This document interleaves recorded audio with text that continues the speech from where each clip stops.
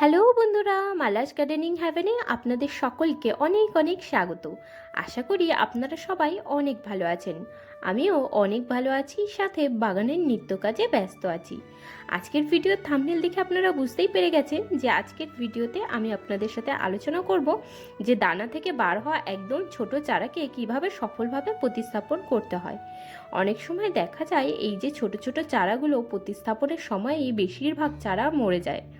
তো কিভাবে এই কাজটা খুব সহজে আপনারা করতে পারবেন সেটি আজকের ভিডিওতে আপনাদের সাথে আলোচনা করব। তো দেরি না করে চলুন ভিডিওটি শুরু করি। আর এদিকে দেখুন, ডালিয়া ফুলের এই হলুদ ফুলটা একদমই শুকিয়ে গেছে। তো এটাকে কেটে ফেলি, তাহলে অন্য দুটো ফুল যাতে একটু ভালো ফোটে। তবে এই দুটো আর মনে হয় না খুব একটা ভালো ফুটবে। এদিকে দেখুন, ক্যালেন্ডুলার গাছটা একদম ছোট ছিল, তো বাড়ছিল না কিছুতেই। তার জন্য তাকে একটু বিশেষ পরিচর্যা করেছি বলতে এর এই সাইডের মাটিগুলোকে ভালোভাবে খুঁড়ে এইভাবে উঁচু করে দিয়েছিলাম। আর এইটুকু কাজ করবার পরে গাছটা খুব সুন্দর গ্রোথ হয়েছে আর ফুলও এসেছে। দেখুন, অনেক সময় দেখবেন ছোট চারা কিছুতেই বড় হতে চায় না, তখন এই রকম সাইড থেকে খুঁড়ে মাটিকে মাঝখানে গোড়ার দিকে নিয়ে চলে আসবেন, তাতে দেখবেন গাছে কিন্তু আবার গ্রোথ চলে আসবে। এই দিকে দেখুন, আগের দিন বিকেলবেলায় এই কোকোপিটটা যে অর্ডার করেছিলাম সেটা ডেলিভারি হয়েছিল। তো তখন তো অন্ধকার হয়ে যাওয়ার কারণে আগের দিনের ভিডিওতে আপনাদেরকে দেখাতে পারিনি। তো এই যে 5 কেজি কোকোপিটটা, এটাকে গার্ডেনিংয়ের জন্যই কি ব্যবহার করব কিনেছিলাম। তো এটাকে আজকে ভিজিয়ে রেডি করে একটুখানি ধুয়ে রাখবো, কারণ না ধুয়ে কিন্তু কোকোপিট ব্যবহার করতে নেই, কারণ এর মধ্যে প্রচুর পরিমাণে প্রিজারভেটিভ থাকে, ডাইরেক্টলি মাটির মধ্যে ব্যবহার করা যায় না। তো এটাকে জলের মধ্যে ভিজিয়ে দেব। দেখুন ব্লকটা এসেছে, তো ব্লকটা ভেঙে গেছে, একদম গোটা ব্লক নেই। আর ভিতরে যে প্লাস্টিকটা আছে সেই প্লাস্টিকটাও কোনোভাবে ছিঁড়ে গেছে। তো এটাকে নিয়ে গিয়ে গামলার জলের মধ্যে ভিজিয়ে দেব, আর দিয়ে তারপরে বাগানে অন্যান্য কাজগুলো শুরু করব। এদিকে দেখুন, কল চালিয়ে দিয়েছি, গামলা জল ভরা শুরু হয়েছে। আর এই যে 5 কেজির ব্লকটা এর মধ্যে ঢেলে দিলাম, আর এর মধ্যেই এটা ভিজতে থাকবে আর আমি বাগানে অন্যান্য কাজগুলো করব। আর পুরো ভিজে গেলে একদম শেষে এসে আমি এইগুলোকে ওয়াশ করে আলাদা করে তুলে নেব, তারপরে কালকে রোদ্দুরে দেব। আসলে আমাদের এদিকে বেশ কিছুদিন সকাল থেকে দেখছি একদম অন্ধকার, আর একদিকে তো কুয়াশা, আর তারপরে একটু মেঘলা মেঘলা ওয়েদার ছিল। অনেক দিন পরে আজকেই রোদ্দুরটা উঠেছে। তো রোদ্দুর যেহেতু উঠেছে, তো কালকেও আশা করছি রোদ্দুর উঠবে। তো এটাকে আজকেই ধুয়ে রেখে দেব, কালকে একটুখানি রোদ্দুরে শুকিয়ে নিয়ে আবার গুছিয়ে রেখে দেব। আর যখন যখন গাছ লাগাবার প্রয়োজন হবে এখান থেকে নিয়ে মাটির মধ্যে মিশিয়ে নেব। কোকোপিট কিন্তু গাছের জন্য খুবই উপকারী। আর এইদিকে দেখুন, গাঁদা ফুলগুলো তো ফুটছে, কিন্তু পুরনো যে ফুলগুলো ফুটেছিল সেগুলো একটা একটা করে শুকাতে শুরু করেছে। আর শুকনো ফুলগুলোকে ফেলে দিলে দুদিক দিয়েই উপকার হয়। ছোট যে কুঁড়িগুলো আছে সেগুলো একটু জোর পায় আর ভালো বাড়ে। আর শুকনো ফুল কিন্তু গাছের মধ্যে দেখতেও ভালো লাগে না। ওই জন্য সময় সময় সমস্ত শুকনো ফুলগুলো কেটে কেটে ফেলে দিই। আর এখান থেকে একটা দুটো করে মানে ফুল তুলে নিয়ে পুজোর কাজেও ব্যবহার করি। নয়তো তো এবছর প্রচুর ফুল ফুটেছিল, কিন্তু ফুল যেহেতু তুলে তুলে এখান থেকে পুজোও দেওয়া হয়, তো সেহেতু কম। কারণ যখনই দেখি একটা ফুল ভালোভাবে ফুটে গেছে, তো তুলে নিয়ে পুজোতে দিয়ে দিই। আর তার মধ্যেও একটা দুটো যেগুলো শুকায় এইভাবে তুলে তুলে ফেলে দিই। আর এই দেখুন, পিটুনিয়া গাছটা এবার তো খুব বেশি পিটুনিয়ার গাছ লাগাইনি, দুটোই এই পিটুনিয়া মানে হাইব্রিড ভ্যারাইটির পিটুনিয়া লাগিয়েছিলাম। তো ফুলগুলো কিন্তু ভালোই হয়েছে, কিন্তু ফুলটা সাদা রঙের হয়েছে, এটাই যা কষ্টের। আর দেশি পিটুনিয়াগুলোও আমার সাদা রঙেরই হয়। এইটাই এবছর খারাপ লাগলো, যে পিটুনিয়া একটুখানি রঙিন হতো যদি, তাহলে বেশ ভালো লাগতো। আর এদিকে দেখুন, গ্যাজিনিয়ার ফুলটা খুব সুন্দর হয়েছে, শুকনো ফুলগুলোকে আমি তুলে ফেলে দিলাম। আর এই পাশে দেখুন, এই যে ভারবেনাটা, এই যে দানাটা দেখুন শুকিয়ে গেছে। ভারবেনার দানা কিন্তু মানে বাইরে থেকে দেখলে মনেই হয় না যে ওটা কোনো ফুলের দানা, মনে হয় যেন ছোট ছোট কাঠের টুকরো, কিন্তু ওইগুলোই দানা। দেখুন এইটা শুকিয়ে গেছে, এটাকে রেখে দেব, সামনের বছর এগুলোকেই লাগিয়ে দেব, এখান থেকেই চারা তৈরি হয়ে যাবে। তো এই দেখুন, দানাগুলো একদমই ছোট ছোট কাঠের টুকরোর মতো, দেখে বোঝাই যাবে না যে এগুলো কোনো ফুলের দানা। দানাগুলো তো ভালোভাবেই শুকিয়ে গেছে, তবুও এই কাপড়টার মধ্যে এইভাবে খোলা জায়গাতে 2 দিন রেখে দেব। তারপরে এই কাপড়ে মুড়িয়েই ভালোভাবে রেখে দেবো এয়ারটাইট কন্টেনারে। আর এবার এই কসমস ফুল গাছে দেখুন 2 রকমের ফুল ফুটেছে। এই দেখুন, এইটা পুরো পার্পেল কালার আর এইটা একদম হালকা পার্পেল কালার। কি হলো এবার বুঝতেই পারলাম না, একটা কসমসের গাছে 2 রকমের কালারের ফুল ফুটেছে। আর এই দিকে এই যে বারবি ডল বা গ্যাজিনিয়া ফুলের গাছটা ছিল, এই গাছটা সাইড দিয়ে কয়েকটা আলুর শাকের গাছ লাগিয়েছিলাম। তা আলু শাক তো তুলে তুলে খেয়েছি।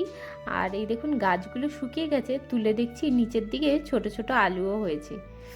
এই দেখুন একদম ছোট ছোট সাইজের হয়েছে, তবুও যাই হয়েছে, এই টবটার মধ্যে তো শুধু ফুলের গাছটাই থাকতো, তার মধ্যে একটা ফলের গাছ লাগিয়ে দিয়েছি।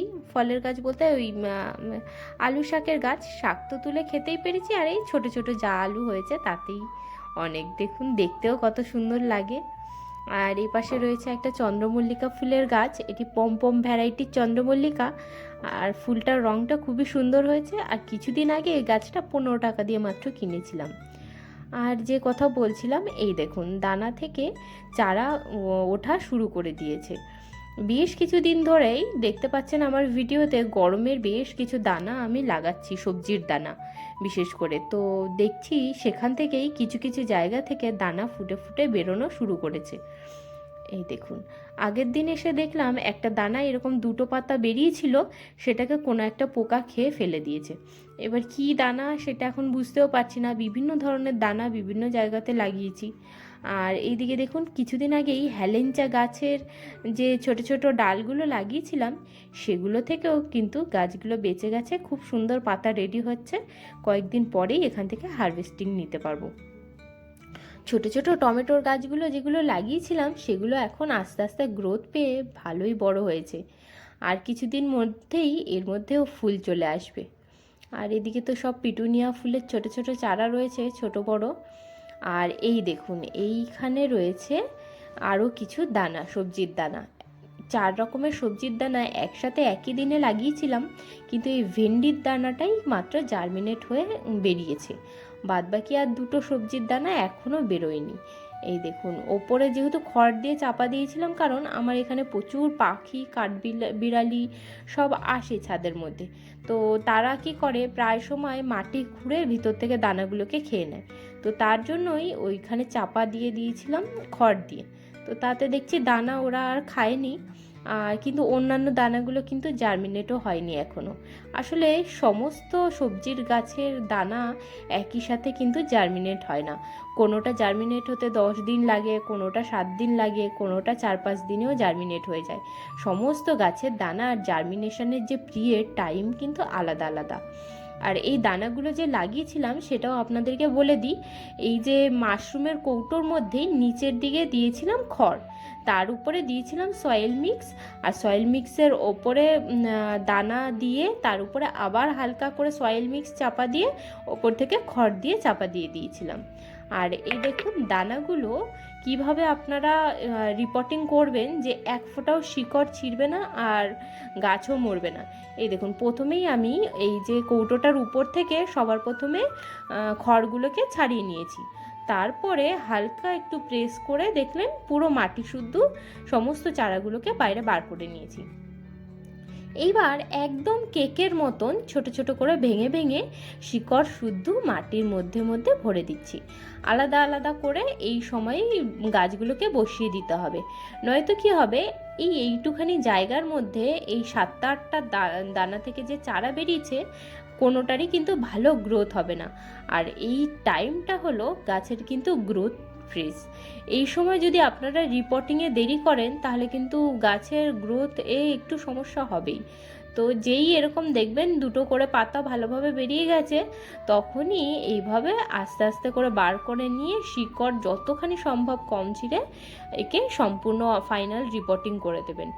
আর ফুলের গাছ আর ফলের সবজির গাছের মধ্যে ডিফারেন্স এটাই যে দানা থেকে চারা বার হওয়ার পরে ডাইরেক্টলি সবজির গাছে ফাইনাল রিপোর্টিং করা যায়, কিন্তু ফুলের গাছে কিন্তু বারবার চেঞ্জ করতে হয়।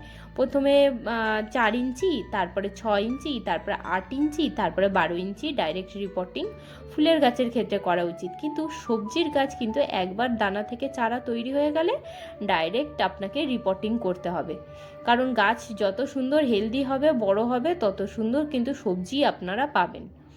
এই দেখুন, আবার সবজির গাছ কিন্তু ডাইরেক্ট এই ধরনের মাটি তৈরি করে তার মধ্যেও বসিয়ে দেওয়া যায়, এর কিন্তু রিপোর্টিং বারবারের প্রয়োজন পড়ে না।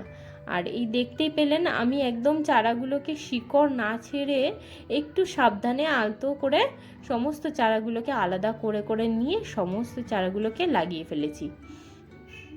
আর এই লাস্ট চারাটাকেও এখানটায় বসিয়ে দিলাম। আসলে নিচের দিকে আপনাদেরকে আগের ভিডিওতেও বলেছিলাম যে হেলেঞ্চা শাক নিচের দিকে গ্রো হবে, আর এর মধ্যে অন্য কিছু সবজির গাছ লাগিয়ে দেবো যেগুলো ওপরের দিকে বড় হবে আর সেখান থেকে ফল পাবো। তো এই গাছগুলো এখনও ছোট রয়েছে, এগুলো বাড়তে একটু টাইম লাগবে, কিন্তু হেলেঞ্চা কিছুদিনের মধ্যেই ফার্স্ট হারভেস্টিংয়ের জন্য রেডি হয়ে যাবে।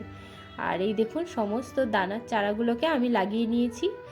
আর এদিকে তো এই ছোট চারাগুলো আর এই সবজির ট্রেগুলোতে কিন্তু সবজির গাছ লাগানো খুবই মজার বিষয়, আর মাত্র 40 টাকাতে এই সবজির ট্রেগুলো আমরা এখানে কিনতে পাই। তো খুবই ভালো লাগে এর মধ্যে গাছ লাগাতে।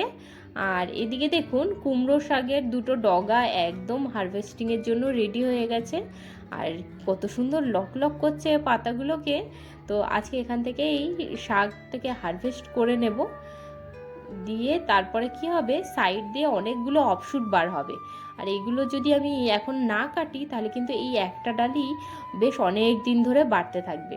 তো তার থেকে ভালো আমি যদি এটাকে এখন কেটে নিই ডগাটাকে, তো সাইড দিয়ে যে ব্রাঞ্চগুলো বার হবে সেইগুলোকে এর পরের বার হারভেস্ট করব। দেখুন খুব সুন্দর হয়েছে শাকটা।